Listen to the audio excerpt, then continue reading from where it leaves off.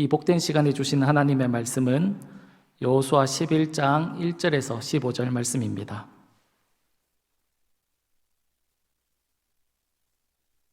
여호수아 11장 1절에서 15절 말씀입니다.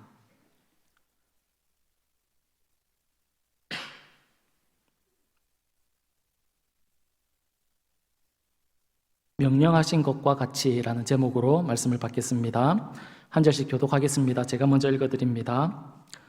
하솔 왕 야빈이 이 소식을 듣고 마돈 왕 요밥과 시므론 왕과 아삽 왕과 및 북쪽 산지와 기네론 남쪽 아라바와 평지와 서쪽 돌의 높은 곳에 있는 왕들과 동쪽과 서쪽의 가나안 족속과 아모리 족속과 헷 족속과 브리스 족속과 산지의 여부스 족속과 미스바 땅 헤르몬 산 아래 히위 족속에게 사람을 보내매 그들이 그 모든 군대를 거느리고 나왔으니 백성이 많아 해변에 수많은 모래 같고 말과 병거도 심히 많았으며 이 왕들이 모두 모여 나와서 이스라엘과 싸우려고 메론 물가에 함께 진쳤더라. 여호와께서 여호수아에게 이르시되 그들로 말미암아 두려워하지 말라. 내일 이맘때에 내가 그들을 이스라엘 앞에 넘겨주어 몰살시키리니 너는 그들의 말 뒷발에 힘줄을 끊고 그들의 병거를 불사르라 하시니라. 이에 여호수아가 모든 군사와 함께 메론 물가로 가서 갑자기 급습할 때에 여호와께서 그들을 이스라엘의 손에 넘겨주셨기 때문에 그들을 격파하고 큰 시돈과 미스르본 마임까지 추격하고 동쪽으로는 미스바 골짜기까지 추격하여 한 사람도 남기지 아니하고 쳐 죽이고 여호수아가 여호와께 자기에게 명령하신 대로 행하여 그들의 말 뒷발에 힘줄을 끊고 그들의 병거를 불로 살랐더라.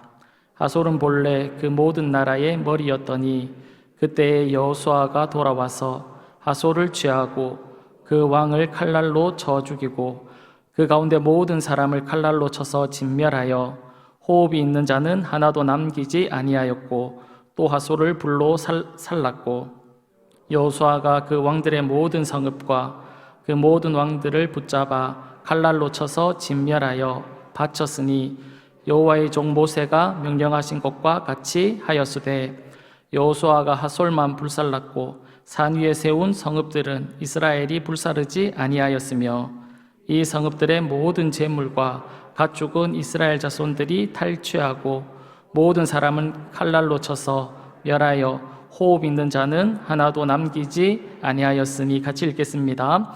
여호와께서 그의 종 모세에게 명령하신 것을 모세는 여호수아에게 명령하였고 여호수아는 그대로 행하여 여호와께서 모세에게 명령하신 모든 것을 하나도 행하지 아니한 것이 없었더라.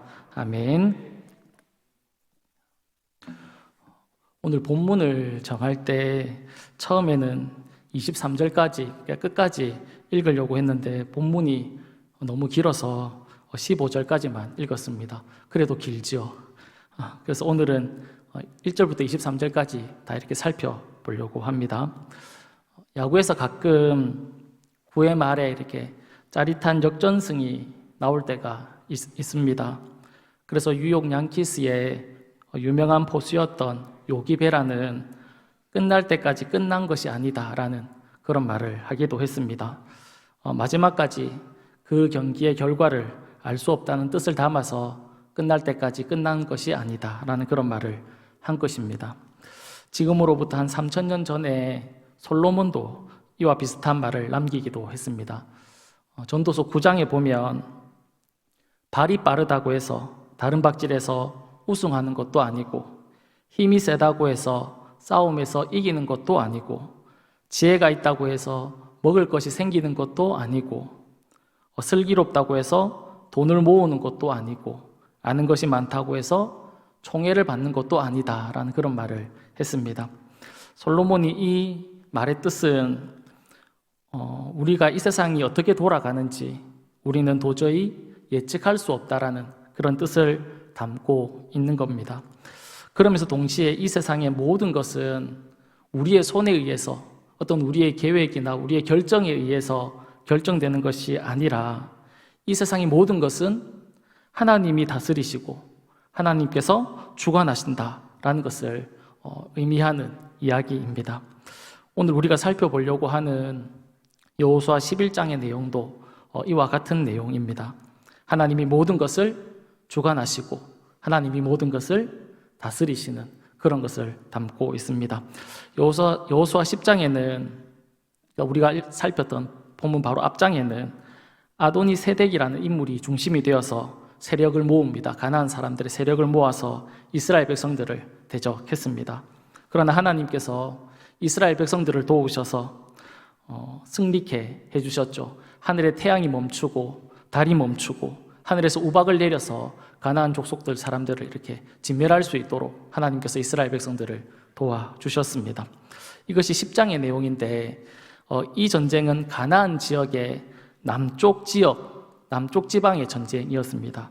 그러니까 이스라엘 백성들이 가나안 땅 남쪽을 이제 완전히 장악하게 된 것입니다.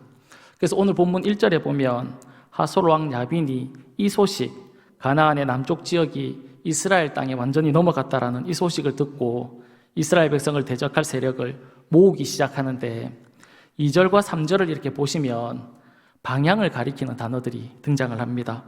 어느 쪽 방향이 이렇게 등장하는지 한번 보시면서 이렇게 눈으로 따라 읽으시면 좋을 것 같습니다. 제가 읽어드리겠습니다.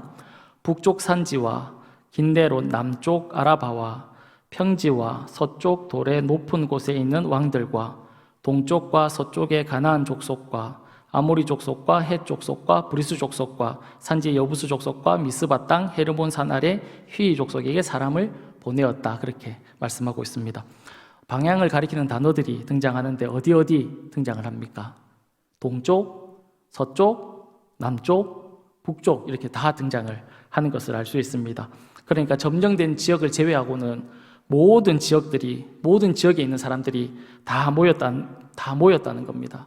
그 모여있는 형세, 그 모여있는 모습이 어땠는지 4절에서 설명하는데 이렇게 말씀합니다. 그들이 그 모든 군대를 거느리고 나왔으니 백성이 많아 해변에 수많은 모래 같고 말과 병거도 심히 많았다. 그렇게 말씀하고 있습니다. 모인 숫자들이 너무 많으니까 다 셀 수 없을 만큼 너무 많았기 때문에 어떻게 표현하고 있냐면 해변의 수많은 모래와 같았다. 그렇게 말씀을 하고 있는 겁니다. 거기에다가 그들이 가지고 있었던 무기인 말과 병거도 심히 많았다. 그렇게 말씀하고 있는 거죠. 그 당시에 말과 병거는 전쟁에서 최고의 무기였습니다. 승패를 가를 수 있을 만큼, 승패에 결정 지을 수 있을 만큼 중요한 그런 무기가 말과 병거였는데 그런 무기들을 가나안 족속 사람들이 얼마나 가지고 있었냐면 심히 많이 가지고 있었다. 그렇게 말씀을 하고 있는 겁니다. 이런 설명을 통해서 우리에게 무엇을 말씀하고 있는 것일까요? 그들이 어떤 형태를 갖추고 있고 그들이 무엇을 가지고 있고 얼만큼 모여있다라는 이런 이야기들을 통해서 우리에게 무엇을 말씀하고 있는 걸까요? 우리에게 말하고 싶은 것이 무엇일까요? 상식적으로, 이성적으로 이스라엘 백성들이 이 전쟁에서 이길 수 없다라는 것을 이야기하고 있는 겁니다. 그런데 아이러니하게도 적들의 그 큰 힘과 무기를 설명하면서 그들이 어디 쪽에서 모여왔는지를 말씀하고 있는데 동서남북에서 다 모였다 그렇게 설명을 하고 있지 않습니까? 그런데 이 동서남북이라는 단어를 우리가 보면서 우리는 하나님께서 아브라함에게 하셨던 그 약속이 생각이 난다는 겁니다. 동서남북에서 이스라엘 백성들을 대적하기 위해서 모여있는 그 사람들, 그 방향을 보면서 우리는 하나님께서 아브라함에게 하신 약속이 생각납니다. 창세기 13장에 나오는 내용인데요. 아브라함과 롯의 목자들이 서로 다투게 됩니다. 그 다투는 이유는 가축이 너무 많아서 서로 다투는 일들이 일어나게 되는데 그때 아브라함이 롯을 불러서 이렇게 이야기하죠. 다투니까 우리가 다툼을 멈추기 위해서는 우리가 이제 이렇게 떨어져서 생활할 수밖에 없으니까 너가 좌하면 내가 우하고 너가 우하면 내가 좌하겠다 그렇게 이야기를 합니다. 그때 롯은 소돔과 고모라 지역을 선택해서 떠나가게 되고 아브라함은 그 반대쪽을 선택하게 됩니다. 롯이 떠난 이후에 하나님이 아브라함에게 나타나서 이렇게 말씀하셨습니다. 창세기 13장 14절에서 15절 말씀입니다. 롯이 아브라함을 떠난 후에 여호와께서 아브라함에게 이르시되 너는 눈을 들어 너 있는 곳에서 북쪽과 남쪽 그리고 동쪽과 서쪽을 바라보라. 보이는 땅을 내가 너와 내 자손에게 주리니 영원히 이르리라. 내가 동쪽과 서쪽, 남쪽과 북쪽을 다 너에게 주겠다. 그렇게 말씀을 하고 있는 것입니다. 지금 이스라엘 백성들을 대적하기 위해서 모인 그 사람들이 어느 방향에서 왔다고 말씀하고 있습니까? 동쪽과 서쪽, 남쪽과 북쪽에서 왔다. 그렇게 말씀하고 있는 것이죠. 이 내용을 통해서 우리는 상대방의 적이 아무리 강하고 좋은 무기를 가지고 있다 해도 우리는 이 이야기를 통해서 누가 승리할 것이라고 예상을 할 수 있습니까? 이스라엘 백성이 승리할 것이다 라는 것을 이미 성경이 우리에게 보여주고 있는 겁니다. 뉴욕 양키스의 포수였던 요기베라 선수가 했던 말, 끝날 때까지 끝난 것이 아니다 라는 말, 지혜의 왕이었던 솔로몬이 했던 말, 말이 빠르다고 해서 다른 박질에서 우승하는 것도 아니고 힘이 세다고 해서 싸움에서 이기는 것도 아니다. 그 결과는 누구만 알고 있는 겁니까? 하나님만 알고 계시다라는 것입니다. 왜냐하면 하나님이 이 세상 모든 만물을 다 주관하시고 다스리시고 통치하고 계시기 때문에 그렇습니다. 사랑하는 여러분, 우리의 삶은 누구의 손에 있습니까? 하나님의 손에 있다는 겁니다. 우리의 모든 삶, 우리의 생사화복이 다 하나님의 손에 있다라는 것입니다. 이 사실을 믿을 수 있기를 간절히 바랍니다. 이 모든 것을 하나님께서 이 모든 것을 다스리시고 주관하신다는 것을 우리에게 어떻게 적용할 수 있을까 이렇게 고민을 했었습니다. 하나님이 모든 것을 통치하신다는 사실, 그 사실이 우리에겐 참 힘이 되고 참 이렇게 소망이 되는 그런 말씀이지 않습니까? 왜냐하면 우리가 믿는 분이 누굽니까? 하나님이시죠. 우리가 섬기는 분이 하나님이고 하나님이 우리를 너무 사랑하셔서 하나님이 우리를 자신의 백성으로 삼아 주신 분입니다. 그런 하나님이 우리의 생사화복을 다 주관하고 계시고 다스리니까 우리는 얼마나 행복할 수 있겠습니까? 얼마나 기쁜 내용입니까? 그래서 힘이 되고 소망이 되는 그런 적용을 해야겠다라는 그런 생각을 가지고 있었는데 문득 페니 크로스비라는 사람이 떠올랐습니다. 그래서 처음과는 조금 다르게 적용을 했습니다. 페니 크로스비 여사는 생후 6주 만에 의사의 실수로 맹인이 되게 됩니다. 그리고는 95세까지 살게 되는데 그녀가 사는 동안 참 힘들게 살았겠죠. 근데 그가 사는 동안에 하나님을 위해서 9,000여 편이나 되는 시를 짓게 됩니다. 그리고 그녀가 노인이 되었을 때 한 기자가 그녀를 찾아와서 인터뷰를 합니다. 그리고 이렇게 묻습니다. 페니 여사님, 하나님께서 당신을 다시 태어나게 해주신다면, 그리고 한 가지의 소원을 들어주신다라고 한다면 당신은 하나님께 무엇을 구하겠습니까? 그렇게 물었습니다. 그렇게 묻자 페니 여사는 이렇게 대답을 했다고 합니다. 단 한 가지의 소원이라면 저는 다시 맹인이 되게 해달라고 구하겠습니다.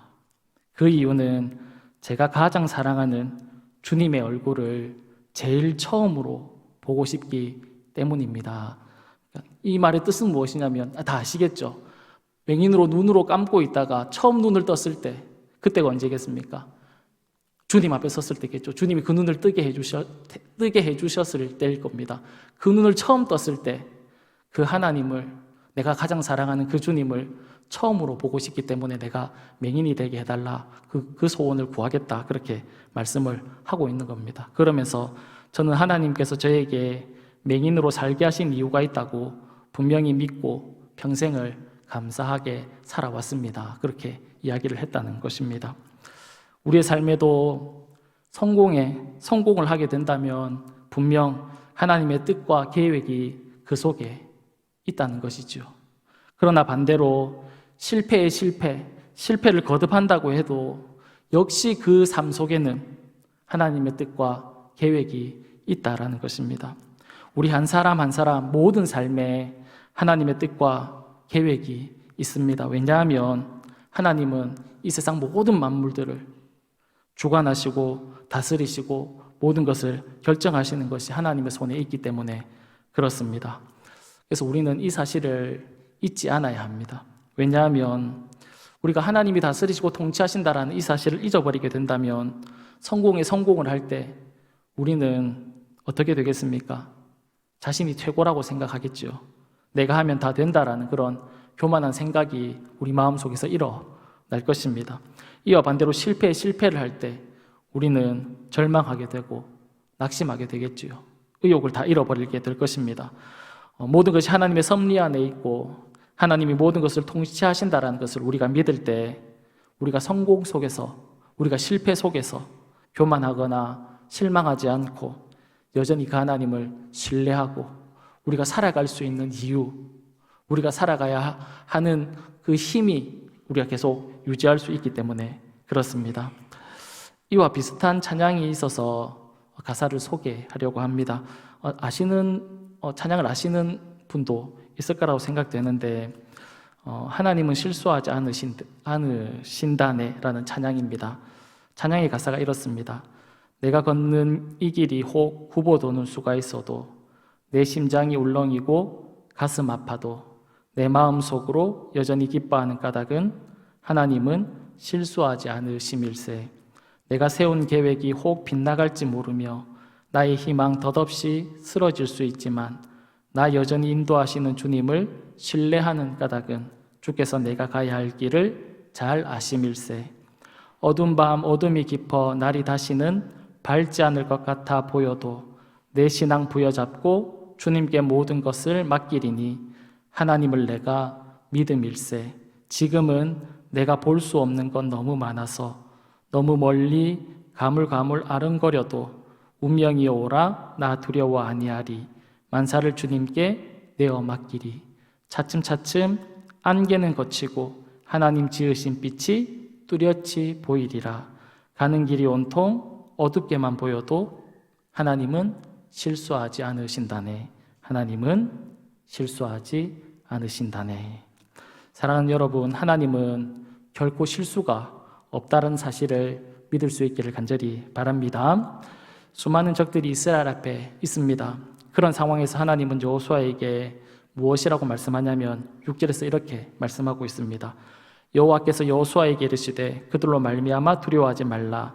내일 이맘때에 내가 그들을 이스라엘 앞에 넘겨주어 몰살시키리니 너는 그들의 말 뒷발의 힘줄을 끊고 그 병거들을 불살르라. 그렇게 하나님께서 말씀하셨습니다. 하나님이 승리한 이후에 무엇을 하라고 말씀하시냐면 말의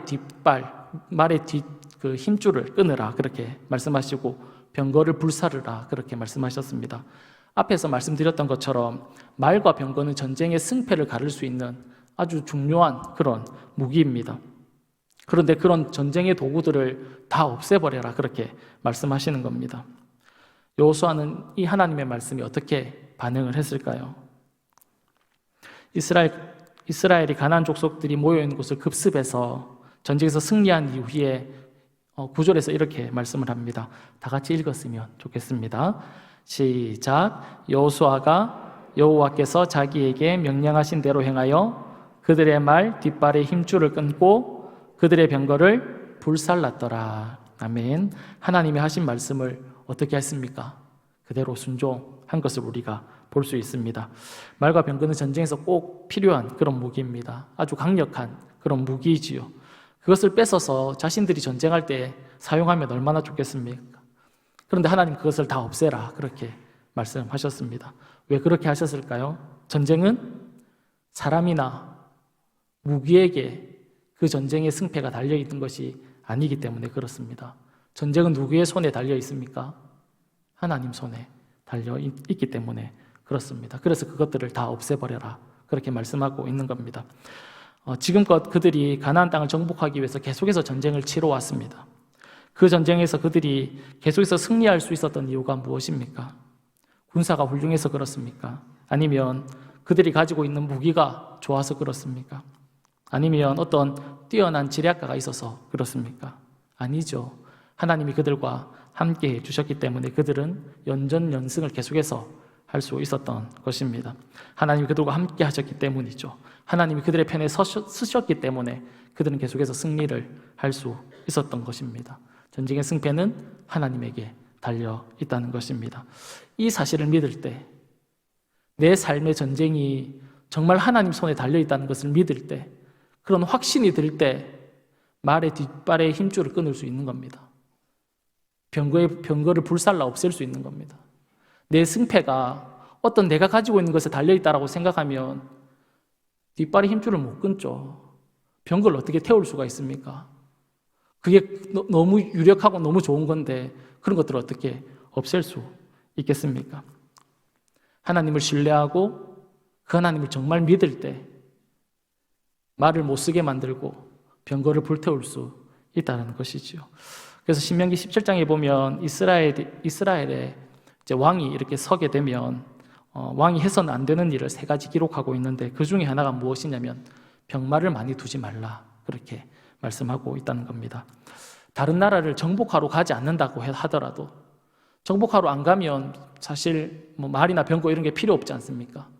우리가 정복을 하러 가지 않는다라고 하더라도 적들이 쳐들어오면 막아야 되지 않겠습니까?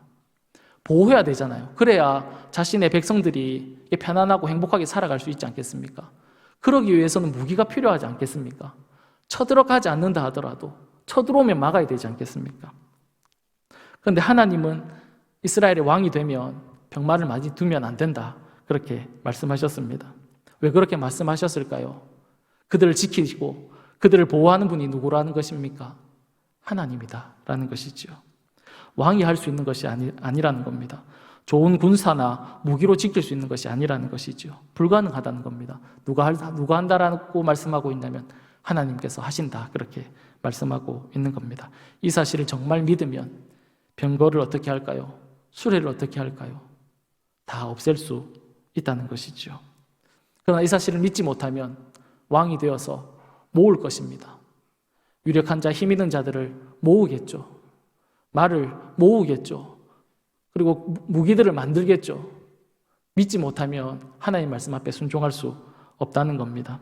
그러나 그들은 하나님을 향한 신뢰, 하나님을 향한 믿음이 있었기 때문에 말을 못 쓰게 만들고 병거를 다 불살라 없앴던 것입니다. 그래서 병마를 없애라는 것은 정말 하나님을 신뢰하고 있는지 시험할 수 있는 그런 시금석이 된다라는 것입니다. 이스라엘 백성들은 연합군과의 승리 이후에 하나님 말씀대로 말을 못 쓰게 만들고 병거를 다 불살라 없앴습니다. 그런 그들의 행동을 이렇게 고백하는 것과 같습니다. 우리는 하나님만 신뢰합니다. 우리는 하나님만 믿습니다. 그것을 행동으로 보여주었다라는 것이죠. 한 구절만 더 보고 말씀을 마치도록 하겠습니다. 21절입니다. 오늘 읽지 않았던 부분인데 21절 말씀입니다.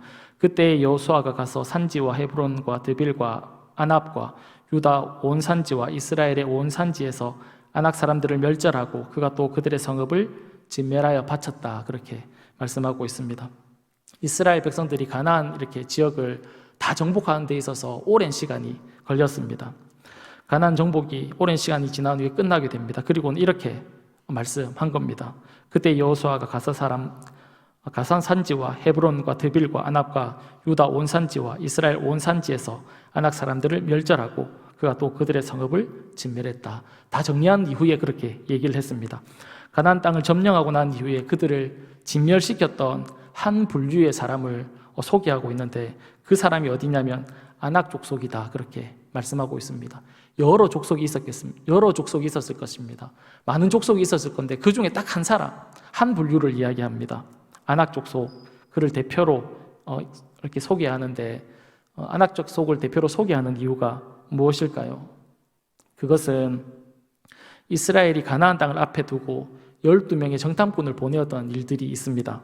40일간 가나안 땅을 정탐하고 난 이후에 와서 그들이 보고를 하는데 보고할 때 이 아낙 족속이 등장을 합니다. 민수기 13장 32절에서 33절 말씀입니다. 제가 읽어드립니다.